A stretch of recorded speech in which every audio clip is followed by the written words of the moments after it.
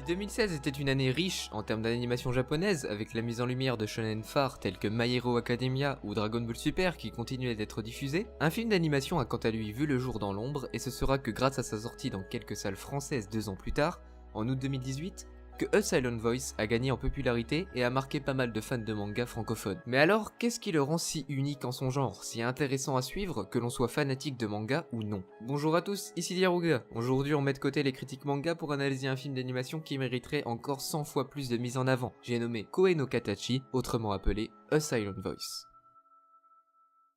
L'histoire prend place dans le Japon actuel, où l'on va suivre Shoya Ishida, un jeune garçon plutôt casse-cou dont le quotidien se résume à sa scolarité et ses amis. Peu intéressé par ses études et afin de combattre l'ennui, il lance des défis toujours plus extravagants à ses camarades. Lorsque Shoko Nishimiya, atteinte de surdité, arrive dans l'établissement en cours d'année et bouleverse le fonctionnement quotidien de leur classe, Shoya y voit lui le moyen de s'amuser et de changer sa routine ennuyeuse. Passant de l'intérêt poli à l'exaspération provoquée par les problèmes de communication de la jeune fille, il va entraîner ses camarades à rendre infernale la vie de Shoko. Moqueries, brimades, persécutions, tout y passe sous le regard indifférent des adultes censés les encadrer. C'est alors que tout bascule lorsque Shoko quitte soudainement l'établissement et que Shoya est convoqué dans le bureau du directeur afin de répondre de ses actes. Considéré comme responsable par ses camarades qui se retournent contre lui, il est isolé et devient à son tour la victime des mêmes tourments. Quelques années plus tard, rongé par les regrets, Shoya se met à la recherche de Shoko pour lui présenter ses excuses. A Silent Voice est à l'origine un manga dessiné et scénarisé par la talentueuse Oima Yoshitoki.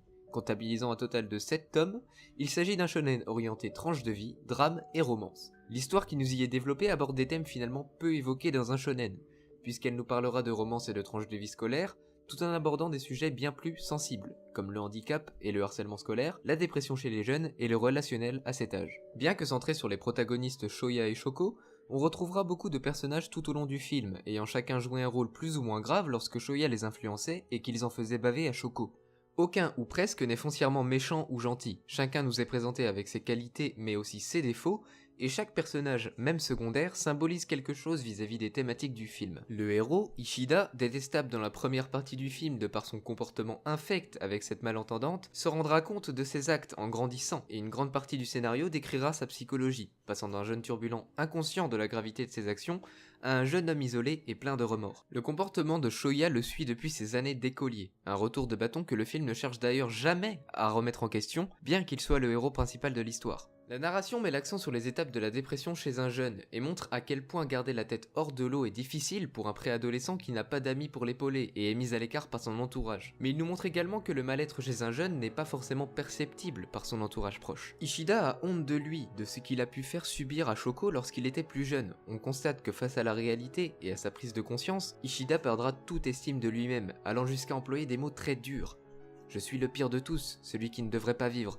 Je dois accepter le châtiment en conséquence de mes actes. » Il ira même jusqu'à essayer de mettre fin à ses jours, en vain, et heureusement. Ce qui est également appréciable dans ce film, c'est qu'il réussit à nous faire comprendre par sa structure comment ça se passe dans la tête du protagoniste. En effet, grâce au plan de mise en scène utilisé dans le film, nous sommes régulièrement mis à la place de Ishida et pouvons parfois observer, de son propre point de vue, ses délires et hallucinations, comme des croix bleues posées sur les visages des personnes qui ne lui sont pas familières, nous montrant à quel point le héros se sent exclu du monde à certains moments. Ce film fera d'ailleurs probablement écho aux professionnels de la santé. Entre psychose, paranoïa et alexithymie, les soignants y trouveront eux aussi leur bonheur. Bien évidemment, tout ceci nous est amené avec une certaine légèreté, et même si le film n'hésite pas à nous montrer nos personnages tourmentés psychologiquement, ce n'est pas pour autant qu'il ne porte pas un nombre incalculable de messages pour la jeunesse. Apprendre de ses erreurs, s'ouvrir au monde, respecter autrui, et ce quel que soit son genre, son origine ou ses problèmes de santé, et bien sûr les messages types du shonen, à savoir l'importance de l'amitié et de l'entraide. On pourrait encore parler longtemps du film, c'est pour ça que j'ai abordé ce qui me semblait le plus marquant dans cette œuvre. Tout ce que je peux vous dire maintenant, c'est foncez le voir, trouvez un moyen de vous le procurer et regardez-le. Faites-vous votre propre avis sur la chose, et libre à vous de me dire en commentaire sous cette vidéo votre verdict sur le sujet. En tout cas, A Silent Voice est clairement une œuvre de très grande qualité, abordant nombre de thématiques importantes dans une histoire tranche de vie romance qui convient parfaitement. Et c'est sur ces mots que je conclue cette vidéo, en espérant avoir été clair et vous avoir au moins intéressé sur le sujet. Sur ce, je vous dis bon visionnage du film tout le monde, j'ai des lectures et critiques qui m'attendent. Prenez soin de vous et respectez votre prochain. Peace.